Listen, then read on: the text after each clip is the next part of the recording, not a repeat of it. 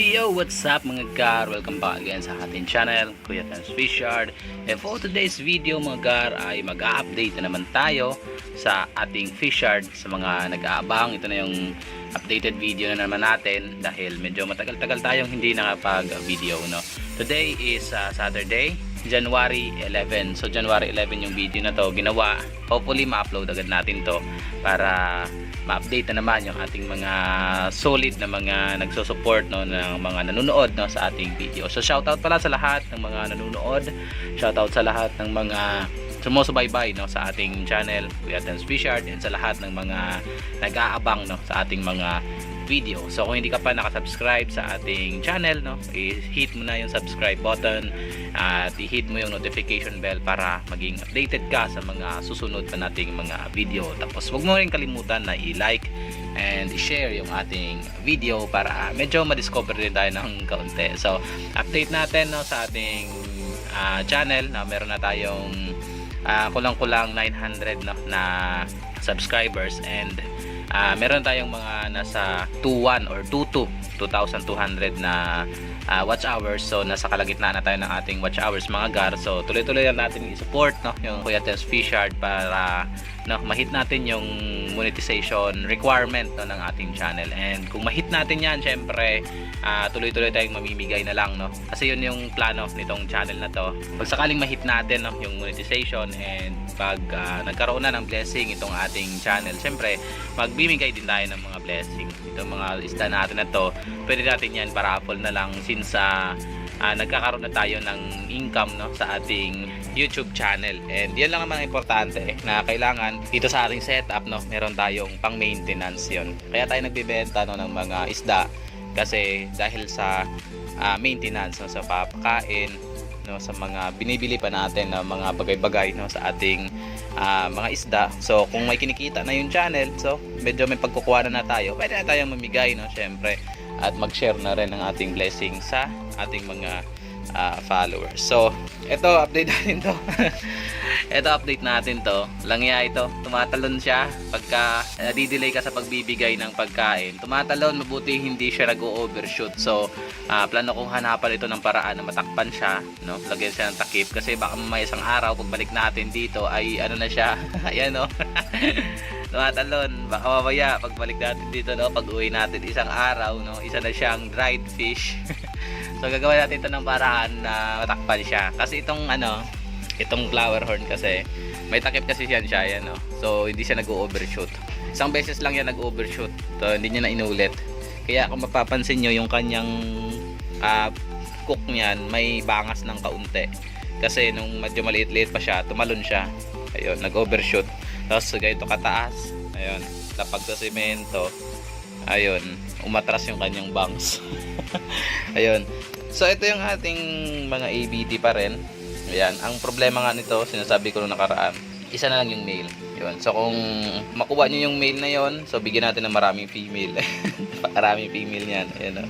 Tapos pag naubos yung male natin, wala tayong pang male, so ayan, benta na siya ng sobrang mura kasi wala na siyang partners. And dito, yung ating P-dirt pala ito, P-dirt koi. Ayan, no.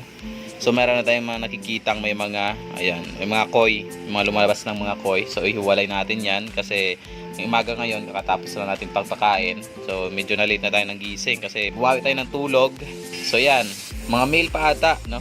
Ayan, may mga koi na yung may mga pula na sa ulo, red cap, mga male pa nga. Yan, iwalay natin yan. And dito, no, ang mga MSSBT natin, nasisiba nito kumain. Kaso ngayon umaga may napansin ako na namatay, no, yan sa ilalim. Isang piraso lang naman, pero other than that wala naman ako nakikitang abnormality, no, sa iba, maliban sa mga na-delay yung sizes.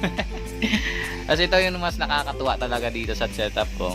Ang nito, siba talaga kumain, no. Basta hulog ka lang ng hulog ng pagkain, kain sila ng kain. Pero hindi ko masyadong pinapasobrahan kasi baka mamaya, no, mag ammonia spike kung masobrahan talaga. Kaya ayan, kinokontrol ko lang din. Ang dami nila, oh. Plano tong yan, oh. Hiwalay naman yung mga nakikita kong male. Ayan. Dito walang laman. Yan, nagkaroon na ng kitikiti, pero sakto yan kasi ilalagay na natin dito mamaya yung tryo natin na albino waikisi. para makapag-start na sila ng breeding, and meron silang mga treats dyan na kiti-kiti. Ayun, dito natin ilalagay kasi nag-cycle na to. Yun, tapos ayusin natin to, no? Tanggalin natin yung mga plano kong i-resize na kung mahahabol natin sa oras, kasi mag water change tayo. Tapos ito ang ating hito dito, yung catfish natin. Na siya, lumalaki. Napapansin ko yung paglaki niya simula nung binili natin to. Ayan, lumaki na siya ang kaunti. Tapos binila ko na siya ng top filter. Tapos minsanan ko lang pinapaandar kasi medyo hindi pa naman siya ganoon kalaki talaga. Nadidistract siya ng tubig. Ayun hindi siya masyadong nakapagpahinga dahil sa lakas ng galaw ng tubig. Ayan. Kaya plano ko tong bilhan ng mas malaki. Baka meron kayong available mga garang medyo malapit lang dito sa Pasig, no? Na 20 gallons. Willing akong bumili. Papalitan ko kasi to. Kasi lang to, nasa 7 gallons lang ata to. Sakto pa naman sa kanya ngayon kasi medyo maliit pa naman siya. Pero maliit para sa dito sa binili nating overhead filtration. Masyadong malakas. Kaya ang ginagawa ko nito, pagka alam kong medyo lumilinaw na yung tubig, nawawala na yung mga dumi sa ilalim, pinapatay ko na, tapos kinabukasan na naman ulit papaanda rin para makapagpahinga yung ating catfish dyan. Dito nagigreen na yung tubig, no? Nagigreen na. Ito yung plano kong female na ihiwalay. Ito, ibibreed natin yan. Yan yung female na yan. Tapos dito ako pipili ng male. Yan, pipili ako dyan na maganda yung pattern. Yan. Kasi hindi pare-pareho yung pattern nila eh. Merong iba na parang datit lang. Tapos yung iba ay pang talaga, pattern talaga ng Waikiki, no? Yung stripe. Yan. Tapos dito, no, ito napapansin ko, yung last batch ito ng ating HBRRT. Ayan. Ito yung last batch natin. Humihina sila kumain. And napapansin ko na numinipis yung part ng buntot.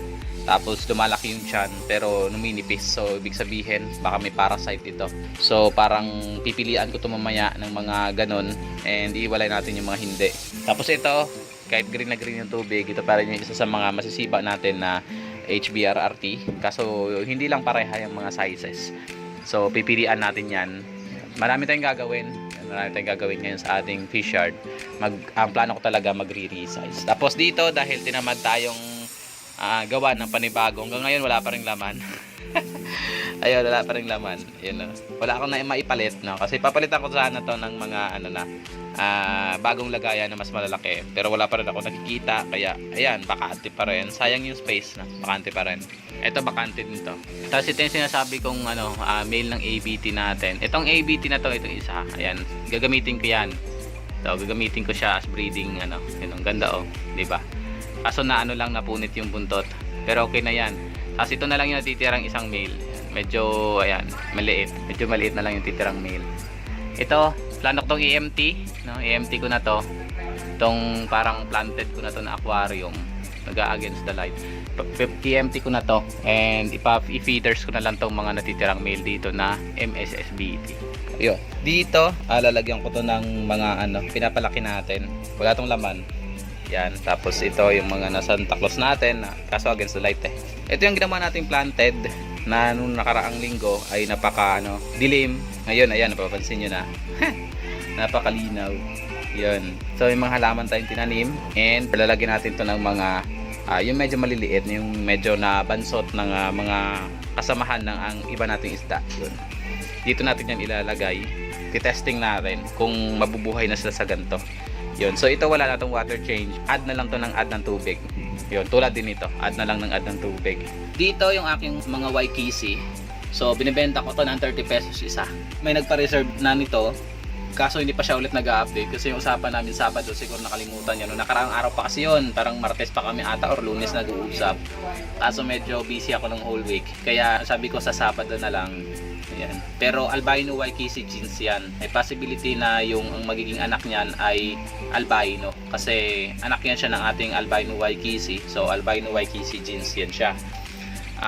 Dito, yung aking mga fry ng pea dirt koi. Medyo madami ang pea dirt dito kaysa sa may koi. Pero goods lang din naman yan dahil medyo maliliit pa. Baka mag-develop kasi ang mga pea dirt kasi naman yan, late bloomers. So pipilian ko rin to ng mga nakikita ko ng lalaki para medyo mahiwalayin agad natin.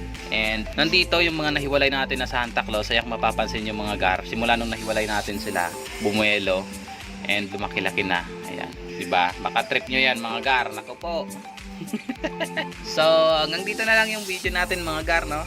Konting silip lang dahil mag-water change tayo, mag-maintenance muna tayo ng ating setup, no? Kasi ano ngayon, Sabado, so weekly water change. So higop-higop lang naman yan ng mga ano, sa siphon lang naman natin yung mga dumi sa ilalim and papalitan yung nabawas na tubig, yon. So ito, pag-iisipan ko pa talaga kung ano yung ilalagay ko dito. Wala kasi talaga, wala akong makita na sasakto ng sa gantong size.